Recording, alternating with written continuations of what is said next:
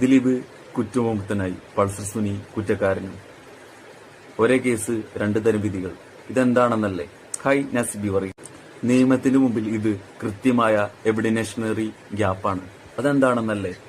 ഈ കേസ് രണ്ടു തരം കുറ്റകൃത്യങ്ങളാണ് നടന്നത്. ഒന്ന് ആക്ട് ഓഫ് ക്രൈം, കൃത്യം നിർവഹിക്കൽ. രണ്ടാമത്തെ ഗൂഢാലോചനയാണ്.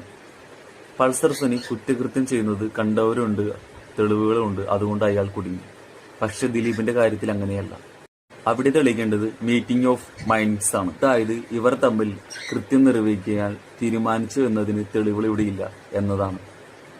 പകരം സാഹചര്യ തെളിവുകൾ മാത്രമാണ് ഇവിടെയുള്ളത്. ഇന്ത്യൻ എവിഡൻസ് ആക്ട് പ്രകാരം സാഹചര്യ തെളിവുകൾ ബലമുള്ള ഒരു ചങ്ങല പോലെയായിരിക്കണം. ഇവിടെ നടന്നതെന്താ? 20-ലധികം സാക്ഷികൾ കൂറുമാറി. ആ ചങ്ങലയുടെ കണ്ണികൾ പൊട്ടി. സംശയം ഇനി ബാക്കിയുണ്ടെങ്കിൽ അതിന്റെ ഗുണം പ്രതിക്ക് ലഭിക്കും. ഇതിനെയാണ് ബെനിഫിറ്റ് ഓഫ് ഡൗട്ട് എന്ന് പറയുന്നത്. ചുരുക്കത്തിൽ പറഞ്ഞ കൃത്യം നടന്നുവെന്ന് കോടതിക്ക് ബോധ്യപ്പെട്ടു. പക്ഷേ അതിന്റെ ബുദ്ധികേന്ദ്രം ആരാണെന്ന് തെളിയിക്കുന്നതിൽ പ്രോസിക്യൂഷൻ പരാജയപ്പെട്ടു.